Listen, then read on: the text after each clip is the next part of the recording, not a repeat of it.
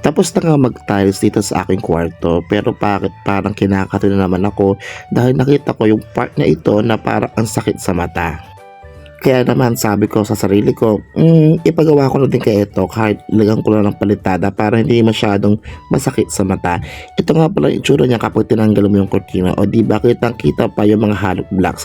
So sabi ko nga sa sarili ko, ipapaplatada ko rin to para medyo presentable naman. Kaya naman bago ako umalis ay naiwan na ako ng pera kay Mothership para sa mga bibilhin materyales at para na rin bayad sa labor. So sabi ko, Mother, ito nga pala yung pambili ng mga materyales, bayad sa labor, and so forth and so on. So Mother, alam mo na, bahala ka, sabi, pasok pa ako, kailangan ko muna magturo. Ito nga pala ang on process itong ginagawa na yung aking mga pader dito sa aking kwarto. Ito nga pala si JR, ang aking classmate nung elementary. So kung gusto niyo magpagawa ito ang kanyang Facebook, kontakin niyo lang. So inabot lamang ito ng halos isang araw.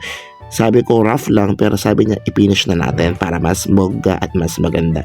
So kung tatanungin niyo ako kung magkano yung aking ginastos, nagawa na naman ako ng panibagong flag.